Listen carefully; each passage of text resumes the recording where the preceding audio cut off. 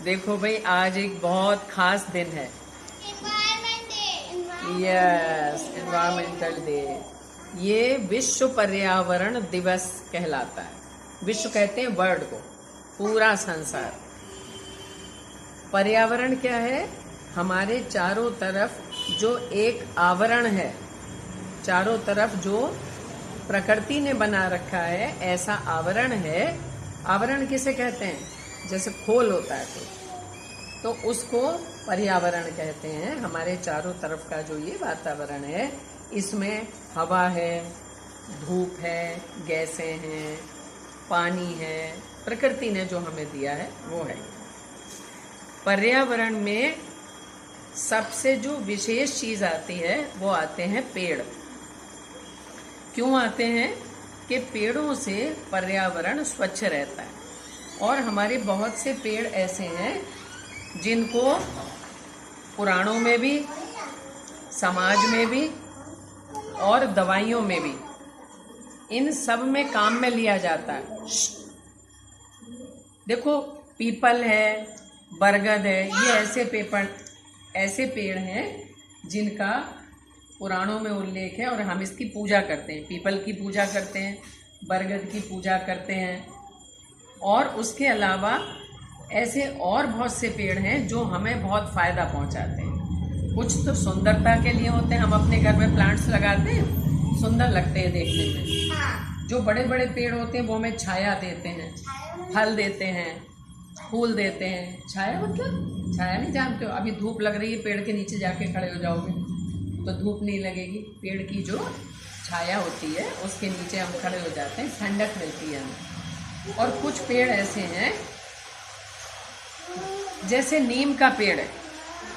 नीम का पेड़ बहुत ठंडा होता है, उसके नीचे जब आप खड़े होते हो बड़ी ठंडक मिलती है। खूब बड़ा पेड़ होता है, हरी हरी पत्तियां होती हैं। और उसमें सबसे बड़ी बात क्या है? देखो, जो उसकी छोटी छोटी टहनियाँ होती हैं उसको पहले लोग ब्रश की तरह इस्तेमाल करते थे। सुबह को टहलने जाते थे, मुंह में दबा के चले जाते थे, चापते रहते थे और आगे का हिस्सा ब्रश की तरह बन जाता था, और फिर उससे अपने दांत साफ कर लेते थे। तो अभी भी बहुत से टूथपेस्ट जो आते हैं वो नीम वाले भी आते हैं। नीम की पत्तियाँ उबाल के पानी में उससे नहाया जाता था, जिससे खुजली और जितनी स्किन की बीमारियां होती थी वो दूर हो जाती थी। बहुत से लोग नीम के पत्ते सुखा के गेहूं में रख लेते थे। पहले गेहूं का बड़े बड़े ड्रम में रखा जाता था गेहूं को, फिर धीरे धीरे पिसवाया जाता था। जब फसल आती थी तो भर लेते थे। अब तो उसमें गोलियां डाल देते हैं जिससे घुन ना लगे, कीड़ा ना लगे। उस समय नीम की पत्तियों को सुखा के उसमें डाल लेते थे, गरम कपड़ों में रख देते थे तो कीड़ा नहीं लगता था। आजकल आप ओडोनिल रखते हैं, फिनाइल की गोलियां रखते हैं। उस समय नीम की पत्तियां रख देते थे और उससे पूरे वर्ष भर कीड़ा नहीं लगता। इसके अलावा जब कभी कोई संक्रामक रोग होता था, जैसे चेचक हो गई या छूत की बीमारी है, तो नीम की पत्तियां सिरहाने रख दी जाती थी ताकि कोई इन्फेक्शन ना हो। तो ऐसे पेड़ जहाँ हैं तो वो तो हमारे लिए देवता की तरह हो गए। हमारे लिए जितना पैसा हम डॉक्टर को देंगे, उतना पैसा हम इन पेड़ों की चीज़ों का इस्तेमाल करेंगे तो हमें बीमारियां होंगी ही नहीं। इसके अलावा एक जो पेड़ है वो है तुलसी। आप सबके घर में छोटे छोटे पौधे होते हैं तुलसी के। आपकी मम्मी जल देती हैं, पूजा करती हैं तुलसी की। तुलसी भगवान को भी चढ़ाई जाती है। तुलसी का पुराणों में भी उल्लेख है। तुलसी हमारे घरों में भी होती है। और तुलसी का पेड़ जो है वो बड़ा उपयोगी होता है, पवित्र होता है।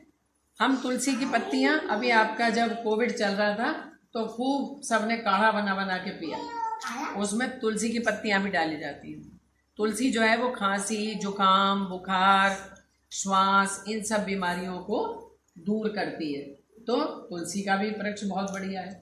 तो इस तरह हमारे जितने भी पेड़ हैं वो सब हमारी रक्षा करते हैं, हमें फल देते हैं, फूल देते हैं, छाया देते हैं। और कुछ पेड़ ऐसे होते हैं जिनकी लकड़ी काम में आती है, जैसे शीशम है, देवदार है। ये जो फर्नीचर बनता है, आपके बेड बनते हैं, मेज बनती है, कुर्सी बनती है, ये उन्हीं से बनती है।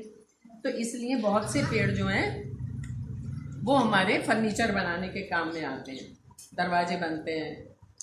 तो ये सारी चीज़ें कब होंगी? जब हम पेड़ों की रक्षा करेंगे। हम पेड़ लगाएंगे, उनको सींचेंगे, उनको काटेंगे नहीं। अब तुम तो नहीं काटते हो पेड़, पेड़ तो बड़े लोग काटते हैं, तुम तो काटते नहीं हो। लेकिन तुम क्या कर सकते हो? तुम्हारे घर में जो पेड़ है तुम उसमें पानी दे सकते हो। जो पौधे आपको उसमें से फूल निकलेंगे।